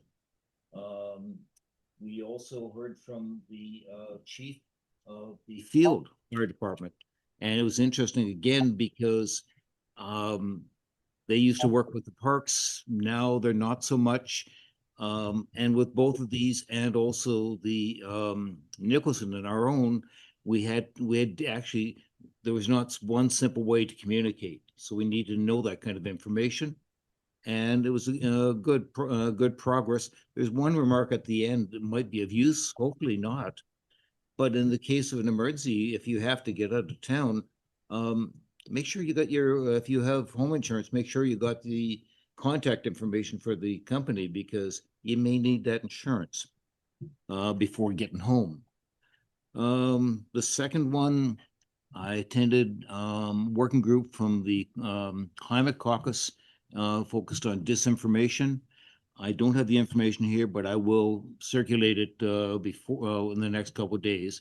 There was some good information and some reasonable resources, but it remains a difficult subject, which is amplified by AI and social network or social media. So it's always going to be a challenge, I think. And like several of you others, I also went to the OCP, Kicking Horse Council OCP-ish event, and I found it quite interesting. But there are other people there too can probably give a very good description of it. Thank you. Any questions of Councilor Manuel? Seeing none, any of the other council reports? Councilor Hamburg. Yes, thank you, Worship. Oh, gosh, frog in my throat today. I attended a special meeting of the Kootenai East Regional Hospital Board that had been called by the board in regards to needing to increase the funding for the expansion of the Cranbrook Hospital. Budgetary increases are just going rampant, in the construction of the addition of the third floor for cancer care. We basically, this is the second time we've been told that you can either support it or it won't get built. So that puts us in a real tough situation, particularly when we're this far down the road with it. So there's another budgetary increase of $7 million that will be coming out of the reserves and taxation from the Kootenai East Regional Hospital Board. Like I say, that we're very frustrated around the table by many of the directors,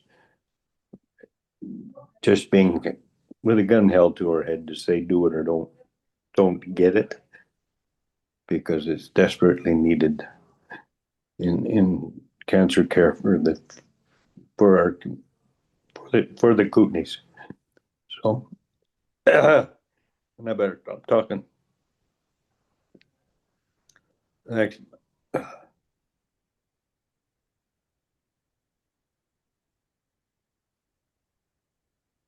Councilor Hamburg, you still there? You may have cut out. Yeah, I know. I'm having trouble talking. This frog stuck in my throat. So, did you catch my report or not? We did get your report. Okay. But might be something else. I appreciate your report. Council, any questions of Councilor Hamburg?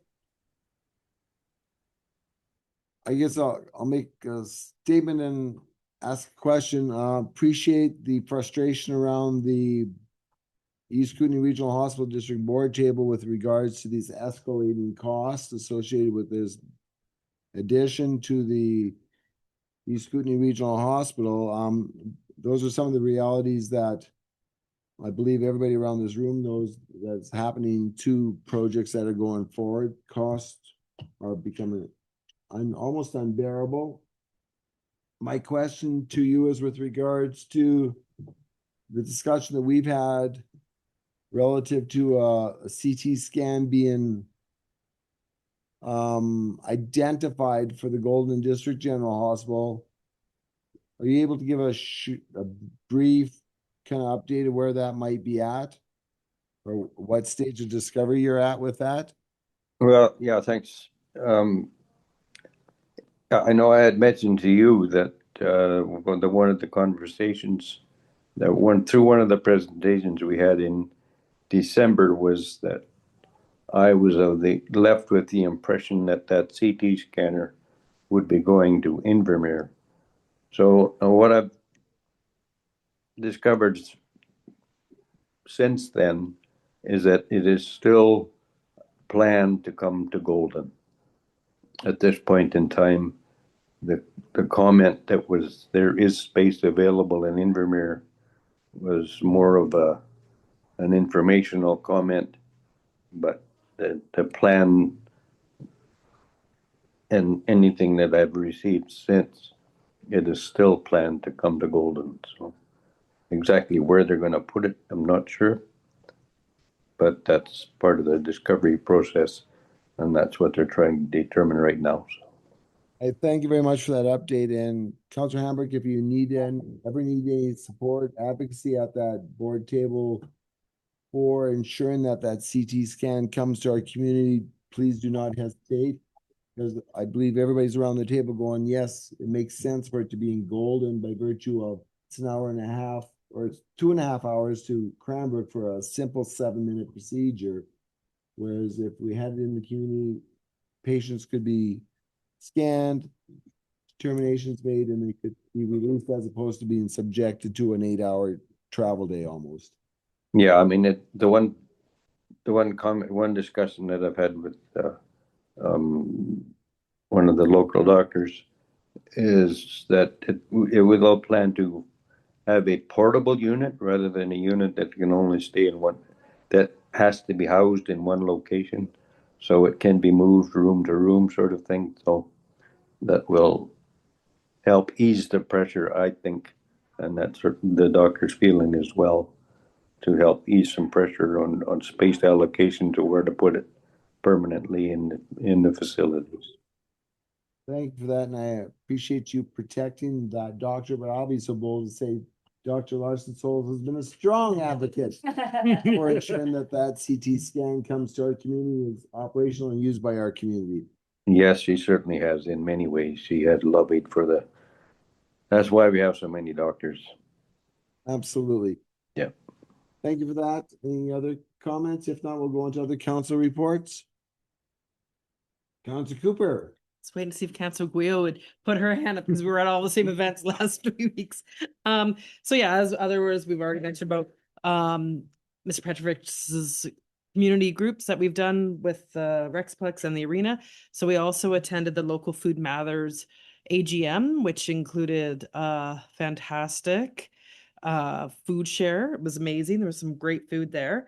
Local Food Matters went over a number of their projects and about the farmers market, about their school program, which has been up and running for the last 2 years. Is it 2 years? A year and a half, 2 years. And it's, yeah, and then talked about their Glean Golden and the seed swap program initiatives. And it was just great to see so many people out and hearing all the projects and where their money was going and how things were developing for their food network and storage because of grants and how they're going to proceed with that in the next year. So yeah, it was a wonderful event. Thank you. Any comments, questions of Council Cooper? If not, we'll go to Council Guio. I won't go into anything except for I'll comment on the Food Matters as well. There was some talk around the room about participating in the OCP, so the Food Matters group is really wanting to get involved in that process as well. It was great to hear from Eric LaRock about the school program and how opting for more like local food, not just British Columbia food, which is fantastic. So that helps the community's farmers. Be interesting to see where everything leads. They have a few challenges with the food hub, I think, but I think they're going to try to work it out. We'll see. It's great. It's a great group. Thank you for that. Any other council reports? If not, I'll try to bang off a few of them here. Sorry, as noted, Local Food Matters, Emberfest, OCP, Recplex, all users, and Arena all users attended those. I also attended the we had another community forest gathering. We're having some conversations. Folks may or may not be aware that there was a report that came out to the Minister of Forest with regards to, I think it's called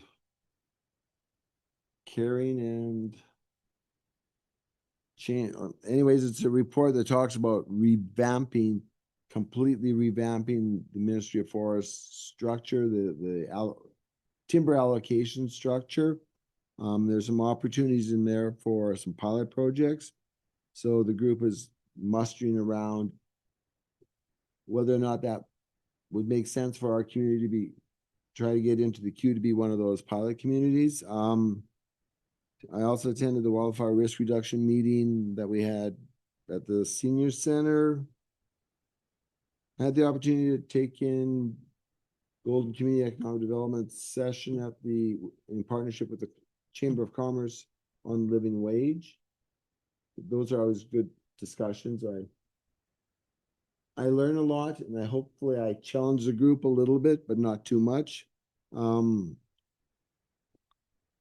I attended a resort community collaborative, which is the mayors of the resort communities. They get together maybe twice a year virtually, have conversations, provide updates what's happening in those resort communities, and there's some very large opportunities that are out there in the future, but there's also some challenges with regards to the 2% and the 3%, 2 plus 1%. Municipal regional district tax and what it can and cannot be used for. There's a large recognition of the pressures that visitors put on, especially in resort communities, onto the infrastructure within those communities. It just makes such a larger demand on those services. whether they be water, sewer, policing, the full spectrum fire services. I had a meeting with CAO and Electrical Area Director Cathcart with regards to the mosquito program, pest nuisance program, or I think it's more appropriately defined at. And there are additional dollars in the CSRD's reserve that have been allocated in the 2026 budget to add more money to the mosquito pest nuisance program for 2026. Attended another wildfire risk reduction presentation online. One of the items in the community resiliency document that PowerSmart came out with talks about and actually I don't know what number it is, but it's one of the 40 that identifies Rainstream as and it's a tower that basically is a big, very large sprinkler that will cover 3 to 18 square kilometers. Is it that large? It's large. Covers a large area. They're big. Anyways, attended a presentation on that. Had the opportunity to host with our fire department and our fire smart coordinator here, a group of citizens and the Rod and Gun Club as a proponent for the Dark Creek prescribed burn project. That was early stages conversations about the project, about the values of the project, some of the challenges and the concerns with the project. Had the opportunity to attend the East Kootenay Zonal Immigration Program Plan session at the College of the Rockies. That was quite interesting. There was a lot of stakeholders at the table, some good discussion. And just as fun, I attended the Film Kicks, and I can't remember the name of the show, but it was filmed locally up at the ski hill, had lots of local sites, but it was touted as being Banff. And because it had local flavor, I actually stayed awake the whole time. So I felt good about that. I think that's it for my report right now. If there's any more details on any of these items that you want, don't hesitate to reach out. Councilor Manuel. CSRD. Okay, no, it's on. CSRD on mosquitoes. I know there's been many people suggest that it could be more effective using drones. Was there any mention of that? I gather there's a license, they're not allowed to at the moment, but are they, or anything changing? So the short answer is no, nothing's changing at this point in time. That was not part of the discussion relative to the three of us sitting around the table. We were talking about the budget for the upcoming year as part of the budgeting process. The CSRD has put forward a resolution to SILGA with regards to the use of drones, remote controlled devices for the distribution of mosquito larvicides. We as council have also put forward a resolution to AKBLG today, supporting the same concept. So it's a process in the works. Okay, thank you. And there's lots of support for the potential of using them and the efficiencies and the cost savings and the potential of expanding the program efficacy.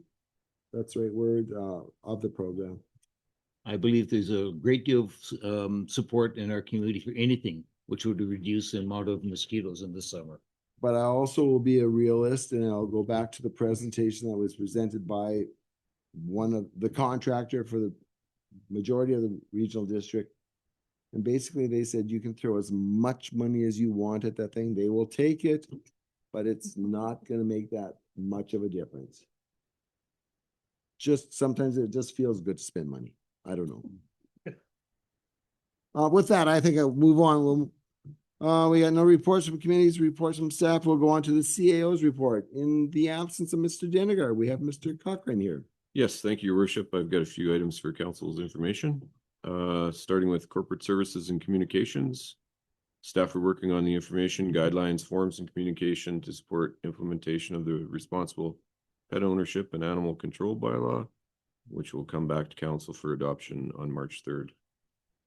The new CSRD Regional Accessibility Advisory Committee meeting will take place in early March. The next meeting will include the CSRD comms team to help launch a public survey regarding the regional needs.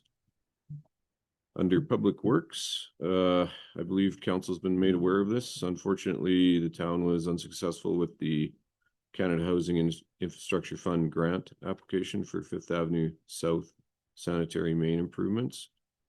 Staff are now evaluating other options to support funding of those required improvements. The new vacuum jet rotting truck is expected to arrive at Public Works mid to late next month. And we'll start with staff training on that unit right off the hop. And despite the weather today, Public Works is rating equipment and staff resources for annual spring streets cleanup, being mindful of the dust issues in the community. Progress, of course, on that will be weather dependent. Under recreational services, Spring Break Day Camp registration opened last week, with all spaces selling out within 14 minutes of registration opening. This includes 12 spaces per week. The number of kids on the waiting list could double the camp capacity for both weeks. 11 proposals have been received for the Golden Aquatics Study Expression of Interest. Staff are starting to review and score applications. Recruitment for aquatic staff and summer camp leaders is ongoing, and staff are hosting numerous reconnection meetings with numerous returning staff. On Family Day, QP Local 2309, Town of Golden staff sponsored the Family Day public skate as per the sponsorship program outlined in the existing rates and fees bylaw. QP extended free admission for the skate. The event attracted an estimated 110 skaters, equating to a very busy public skate. That's all I've got for council. Thank you. Any questions or comments for Mr. Cochran? Sounds good. Thank you for your report. We now move on to Public Works Department. We have the Pine Drive sanitary main replacement recommendation. Mr. Cochran. Yes. Oh, no, that's Mr. Armstrong. My, no? Okay, I got clicked on the wrong one. My apologies, folks. Thank you, Your Worship. So the recommendation before council is to authorize a budget amendment to increase the 2026 carry forward project budget to $1.26 million, with $670,000 to be funded from the sewer surplus funds and the remainder from the sewer capital reserve. And that council directs staff to revise the draft 26 to 30 sewer capital budget accordingly. And that council directs staff to proceed with retendering this project under a revised budget totaling $1.26 million.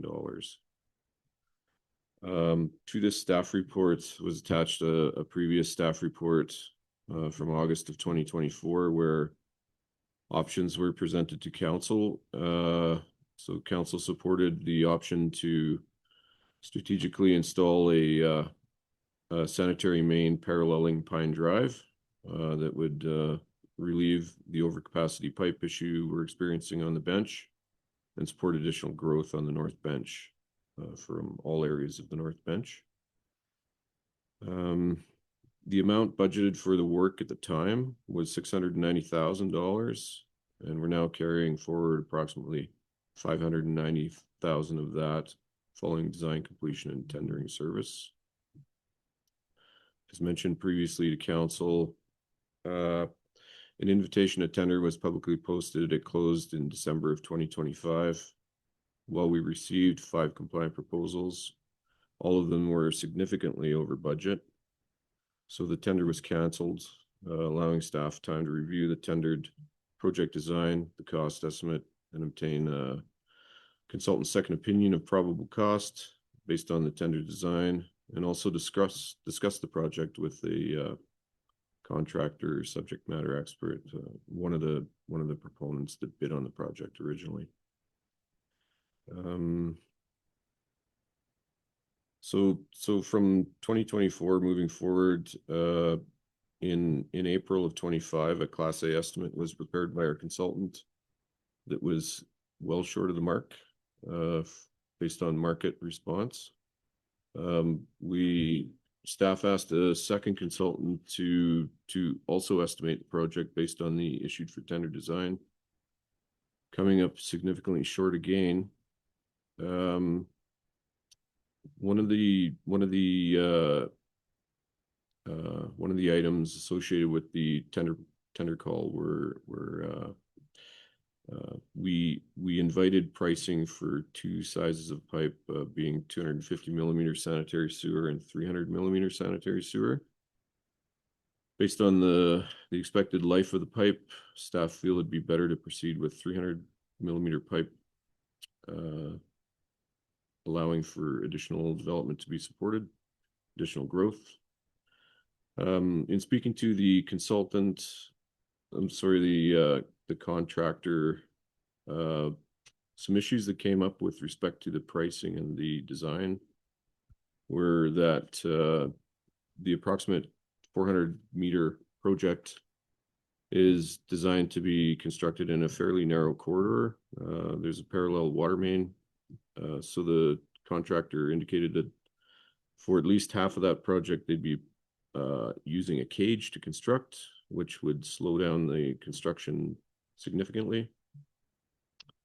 The Ministry gravel pit that's accessible through the right of way needs to be, vehicular access needs to be maintained. So that too would lend to a requirement to pull an excavation cage along the project alignment. And then some additional design considerations were looked at with respect to creating efficiencies and reducing costs, based on discussions with that contractor. For future cost recovery, should council endorse the staff recommendation to proceed to retender this under a revised budget, staff would look to bring back during 2027 sewer bylaw discussions with council, a similar connection fee as we've got in place for the 12th Street lift station pumps and pipes, whereby any developer tributary to the improvements on the bench or the relieved sanitary sewer pipe between the homes would be subject to a connection fee that would help to support offsetting the costs of this project. And finally, I'll wrap it up with stating that if based on council's decision today, if we were to proceed to tendering now, we would look to complete this project in 2026, avoiding any further price escalations is the hope in not deferring that rather. I'd invite any questions. Thank you for that. Council, any questions, Mr. Cochran? Councilor Cooper? I guess mine's not really much of a question, but it's a comment. Like, just to be clear, this is pipes that required regardless of growth in the area that's potential. This is what is required now by the residents. Is that correct? Mr. Cochran? Yeah, through your worship, we do have a short pipe segment located in a utility easement between two homes that is currently surcharging during peak demand periods. So to your question, best management practices would be to address that regardless of any further growth. Yeah. Any other questions or comments, Mr. Cochran? So the one thing gets me is that the proposals are coming in over budget. And my mind goes, maybe they're coming in, or maybe we are underestimating. What's our process of estimating the cost of these projects? Yeah, your worship. These large design projects, say the well and the sewer main, for example, They're essentially managed by a contracted consultant. So when there's various stages in design process and estimates of cost of construction are developed along the way. Essentially, when we get to issued for tender design, which is 100% design, we should be able to develop a Class A cost estimate, which in this case was done in April of 2025. That should be fairly close to the market, to what the market would require to construct, but it hasn't been the case for various reasons outlined in the report. And if I may be so bold, that's not just through one contractor's process, that was two separate processes to determine Class A, and they both missed the mark? Correct. Thank you. Yes. Okay, thank you for that. Great. I'm hopeful that council is supportive of this resolution. And great to hear that would be completed in 2026. I do have a question with regards to under the financial, page 3 of 8. It speaks to the budget increase of $670,000 to be funded from this unallocated sewer surplus, which has a current balance of $1.4 million. Can you speak to the process of replenishing the reserves for that reserve for our sewer? Ms. Brown. Thank you for the question. The reserve is not necessarily, it isn't a reserve, it's an unallocated surplus. So usually the funds going into that would be funds as a result of either over or underspending on any current or future year budget. So these are amounts that have collected year over year. So for example, in 2025, if we have a budget of 500,000 and we only spend 400, then 100,000 would be put into this reserve. Pardon me, this surplus account, unless specifically allocated by council to something else or to a specific reserve. With our reserve policy, hopefully coming forward this year, there will be plans to determine how much we should keep in the unallocated surplus as opposed to what needs to be reallocated into reserves. But it is good to keep a healthy balance in there in the case of emergency expenditures. Thank you for that. And so my mind quickly went to the connection fees, future connection fees. So if we collect those connection fees, would they go into the unallocated surplus account or would they go into the sewer reserve account? So likely if it was a fee, it would go into general operating and would increase the contribution to the reserve unless it was determined that that it was best spent elsewhere by council. Okay, thank you for that. I guess the key point is there's never enough money in reserves or unallocated surpluses. Thank you for that. I believe we have a resolution there, Councilor Routley. Thank you, Mayor. I was happy to move the recommendation that council authorized. Thank you. Looking for a seconder, Councilor Wheel.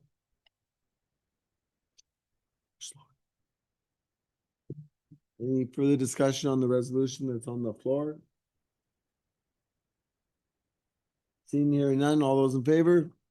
Opposed? Carried unanimously. Thank you very much for this. And Thank you. It's trying to see these projects coming in so expensive. And I think back to the list of 18 projects we did, gosh, 6-7 years ago, and trying to pick off these projects, and it just gets harder and harder by virtue of they become more and more expensive. Just the realities of the situation. Turn the page here and see what we got next. We're on to bylaws. That council give first, second, and third reading to bylaw 1151, 2026 Town of Golden Zone Amendment bylaw 1122. 10th Ave South, we have a staff report from Mr. Armstrong. Thank you, Your Worship. This is a repeat of the previous report, just an update that notice was provided. as per the new requirements, that there wouldn't be a public hearing, and the bylaw was referred out, and the Ministry of Transportation has agreed to sign off on the bylaw. So we get them to formally sign the bylaw between third reading and adoption, and then it'll come back to council at the next meeting for consideration of adoption, as well as the floodplain. And there'll also be it's alluded to I think on page 5 of the report, the servicing aspect to formally require under section 8.1 of our servicing bylaw, just the frontage improvement on 12th Street South. So that'll all come back to council, subject to getting 3 readings today or any other action that council directs. Okay, prior to getting a resolution on the floor, is there any question of clarification council has with regards to this information? So then I would look for somebody to move the recommendation. Councillor Routley, second by Councillor Manuel. Any questions with regards to it? The report? Now that we have a resolution on the floor. I have a question, Mr. Armstrong, on page 4 of 36 under floodplain. Second paragraph, last sentence. It says, the minimum FCL for the study site is recommended to be 787.05 meters ASL. This is lower than the elevation indicated in the bylaw. Is this something where we would actually change the bylaw, or?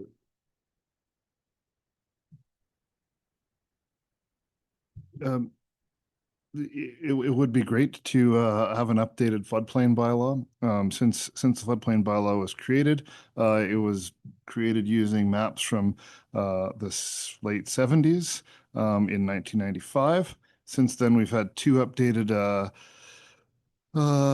flood maps, one created by our consultant Matrix, and then another one created by the province. Both were funded by senior government. However, there are, I think, nuances to consider for council as to risks and accepted risks in certain areas. So that'll be worked through the flood bylaw. You know, the elevations, a lot of them are risk-based and look at you know, in the absence of a dike versus now that we have these dikes and they're built and maintained to a certain level. You know, what a dike breach scenario would look like.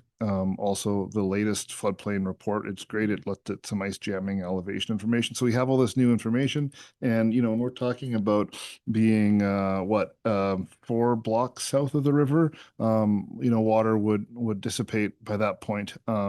So there is there should be a cleaner way to move forward, hopefully, with these exemptions versus having an engineering report produced every time and it placed in front of council. You know, another nuanced area particularly is in the core downtown area where you want to have a streetscape and not have an elevated street frontage. So there are some things to work through. We did take a run at a grant application in the fall and or in the summer, but we were let down in the fall saying it was oversubscribed, and there you have it. So it'll be one we'll look to tackle here with in the next year. Okay, Mr. Bill, bylaw update, where does that fit in the work plan? That is something that will come to council, similar to the policy review project. We're currently working on a similar project internally related to bylaws, which will come back to council in a similar fashion. Okay, thank you for that. And I'm gonna be so bold as to follow up with what are the big ballpark costs of a review with regards to the floodplain bylaw? I think What was the application for? yeah, I think we have about $60,000 budgeted in the current budget for it in 2026. Sense of magnitude. Thank you for that. Councillor Manuel? Just agreeing that it makes every bit of sense to get that flood bylaw, because most of our development is happening on the floodplain, as we know very well. The 1970s figures I don't know what was used to get them, but the more recent information we have is based on LiDAR technology, I think, and it should be much more accurate. And it makes sense, especially when development's increasing in the floodplains, that we use the best information available. Thank you. So council, we have on the floor the recommendation, give first, second, and third reading to zone amendment bylaw number 1151. All those in favor? Opposed? Carried unanimously, and the bylaw is included with that, is it not? Okay, there's no actions needed on that. So we go on to item 12 of the agenda, if I'm not mistaken. New business. There was no new business. That's because there was no late items. So now we get into question period, which is an opportunity for those within the virtual gallery and the in-person gallery to ask questions of council with regards to items on the agenda. It's not an opportunity to rehash the items, but it's an opportunity to ask some questions. I'll go to the virtual gallery first. Anybody in the virtual gallery have any questions relative to the subject matter today at the meeting? Going once, going twice. And we'll move on to the in-person gallery. Thank you for sticking it out. I hope there's some ulterior motive. Great, I appreciate that. That's a great ulterior motive. With that, Councilor Routley, your hand's up. Would you like to move adjournment? Item 14, adjournment, please. Seconded by Councilor Manuel. All those opposed? All those in favor? Opposed? Carried unanimously.